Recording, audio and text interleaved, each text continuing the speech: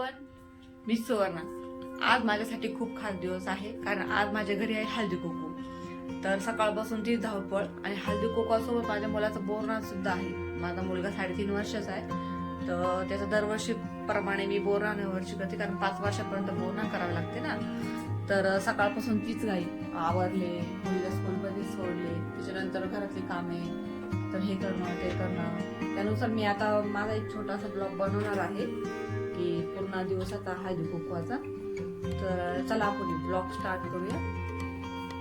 तर व्हिडिओ पूर्ण बघा आणि व्हिडिओ आवडला तर सबस्क्राईब करा. हॅलो यूट्यूब फॅमिली, माझ्या चॅनलमध्ये तुमचं मनापासून स्वागत. तर आज तुम्ही बघितलं असेल की माझ्याकडे आज हळदी कुंकवाचा कार्यक्रम आहे.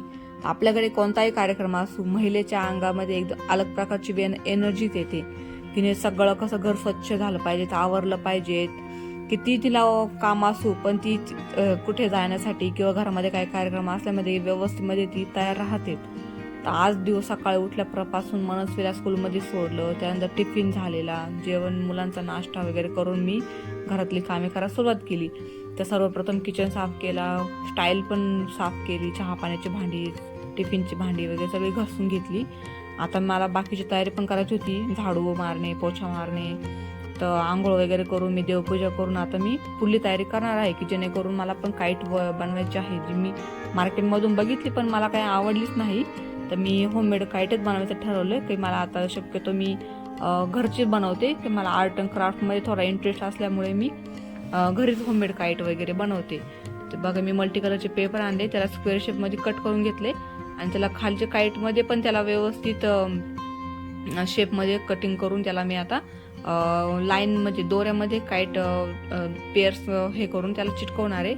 की मला अशा 4 लाईन बनवायच्या आहे. की बघू शकता तुम्ही, बघा मी मल्टी कलरच्या पेपरमध्ये व्यवस्थित कट करून घेतला आणि त्याला 1 बाय 1 चिटकवणार आहे. आणि मी क्रॉस कनेक्शनमध्ये म्हणजे क्रॉस कलरमध्ये चिटकवले की जेणेकरून ते अजून छान लुक देईल आणि त्याला व्यवस्थित लुक वाईज पण त्या अलग वाटतील एकदम. बघा आता मी त्याला काईट चिटकून घेतले आणि त्याला मी आता फोल्ड करून त्याला ग्लू लावून त्याला मी दोरा लावणार. दोऱ्यावरती मी असे लाईनमध्ये चिटकवणार. त्याला एका लाईनमध्ये मी 5 काईट चिटकवल्या आणि अशा 5 लाईन पूर्ण केल्या. की मला डेकोरेशन करायचं होतं ना, डेकोरेशन थोडं मोठंच होतं, मुलाचं बोरनान पण होतं आणि हळदी कुंकू पण असल्यामुळे डेकोरेशन मला थोडे चांगलेच करायचे होते. बघा आता मी त्याला अशा 4 लाईन पूर्णपणे चिटकवून घेतल्या आणि आता डेकोरेशन करायचे. तर मी सिंपलच कर्टन घेतला, जास्त मोठा काही कर्टन, जास्त काही असं हेवी नाही करायचं, मला सिंपल असल्यामुळे थोडं हेवी कर्टन प्लेनच घेतला. बघा आता कर्टन सेट केला आणि ज्या 4 लाईन होतात ना काईट मी बनवलेल्या, त्या गप बनवलेल्या काईट मी तिथं अटकवल्या आणि सेंटरला मी बोरनानचं स्टिकर आणले मार्केटमधून, ते मी तिथं स्टिक करून दिलं. बघा किती छान वाटते, व्यवस्थित वाटते. आणि हा जवळजवळ मला स्टिकर म्हणजे काईट बनवायला 2 तास गेले आणि डेकोरेशन करायला 1 तास गेले.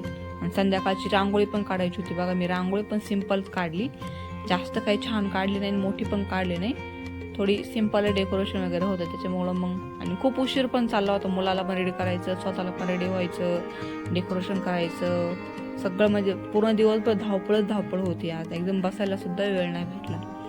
आणि मुलासाठी बोरनाची तयारी पण करून घेतली, त्याला रेडी केलं, त्याचं ऑप्शन वगैरे करून मी त्याला आता सगळ्या लेडीजला बोलून ऑप्शन करून घेतले. आणि छोट्या मुलांची बघा कसं चॉकलेटवरून मस्ती करतात, चॉकलेट घेतात, हे पडतात, ते घेत आहेत. तर मुलांचे खूपच हे एक्सायटेडचे दिवस असतात की त्यांना पण हे खूप एन्जॉय करायला भेटतो की वेगळं काहीतरी. आणि हळदी